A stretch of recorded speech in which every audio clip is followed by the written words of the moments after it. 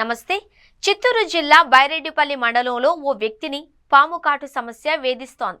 పగబట్టి కాటేస్తుందా, లేదు అంటే ప్రమాదవశాత్తు పాము కాటుకు గురవుతున్నాడా అన్నది ప్రశ్నార్థకంగా మారింది. బైరెడ్డిపల్లి మండలం కుమ్మరికుంట గ్రామానికి చెందిన 40 ఏళ్ల సుబ్రహ్మణ్యం 3 దశాబ్దాలుగా పాముల బెడదను ఎదుర్కొంటున్నాడు. ఇలా వింత సమస్యతో సతమతమవుతున్నాడు. పాము కాటుకు గురై మృత్యుంజయుడుగా మారాడు.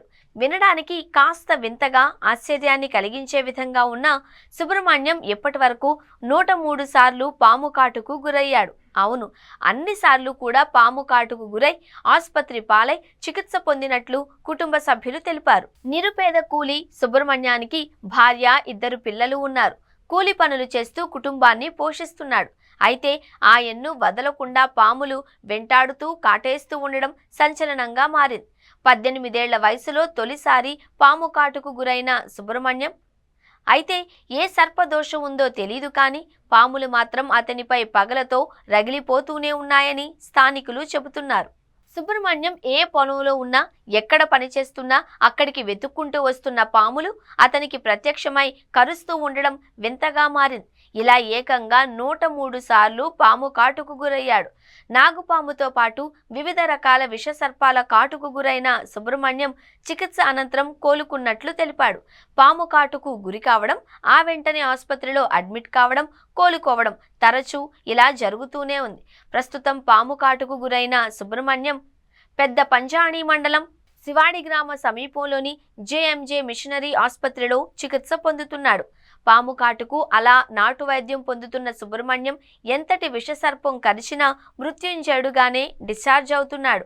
ఇలా ఏకంగా పాము కాట్లలో సెంచరీ కొట్టిన సుబ్రహ్మణ్యం ఇప్పుడు అందరినీ ఆశ్చర్యానికి గురి చేస్తున్నాడు. అయితే తరచూ పాములు కరుస్తూ ఉండడం, ఆసుపత్రి పాలవుతూ ఉండడంతో సుబ్రహ్మణ్యం భార్య, 2 పిల్లలున్న కుటుంబాన్ని పోషించడానికి నానా అవస్థలు పడుతున్నాడు.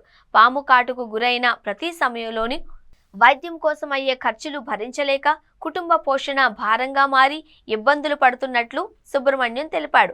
3 రోజుల క్రితం కూడా బైరెడ్డిపల్లి మండలం కుమ్మరికుంట గ్రామం సమీపంలోనే ఉన్న కోళ్ల ఫారంలో పని కోసం వెళ్లిన సుబ్రహ్మణ్యాన్ని పాము కాటేసింది. దీంతో ముచ్చటగా 103వసారి పాము కాటుకు గురైన సుబ్రహ్మణ్యాన్ని భార్య, గ్రామస్తులు వెంటనే ఆసుపత్రికి తీసుకువెళ్లడంతో అపాయం నుంచి బయటపడ్డాడు.